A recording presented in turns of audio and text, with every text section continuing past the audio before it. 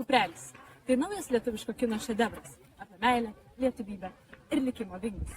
Pasirodė ilgai lauktas filmo Kuprelis anonsas, sukurtas pagal Igno Šeiniaus romaną.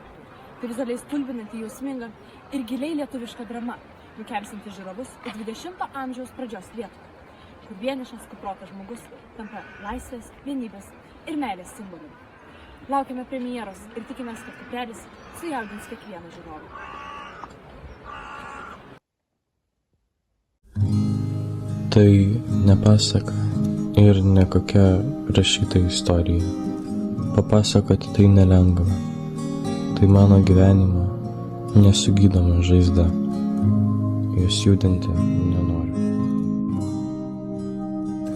Nujaučiau, kad yra pasaulyje meilė, kad žmonės pasiekia ją. Bet man atrodė, kad aš jos niekuomet nepasieksiu. Niekuomet neprilipsiu to kalno, ant kurio jau sužėrė.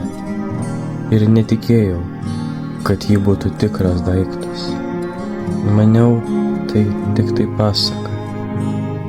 O gal aš ieškoti nemokėjau, kol ji pati į mane neatėjo.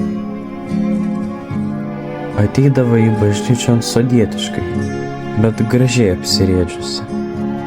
Labiausiai jai tiko beveik juosvas sijonas ir balta kaip sniegas bliuzė plačiam rankom. Ūgio jai buvo neaukšta, vidutinė, bet labai dailiai išaugusi. Skaisčiais raudonais veideliais, kaip pražydusi rožė.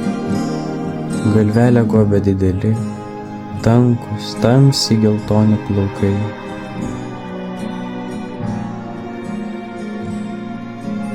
Galvojau apie ją, stengiausi prisiminti kiekvieną jos žodį, balso skambesį, akių šiltą, veriantį žvilgsnį.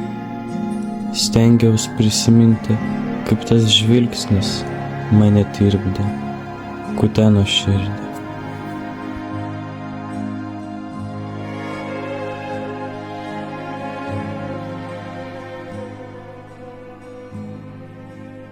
Bet nejaugi tamsta neturi tikro draugo? Ne. Tamsta turi. Maniau, man pasigirdo. Sapnavau ją kas naktį. Jei kuomet nesusapnuodavau, visą dieną vaikščiojau apniukęs.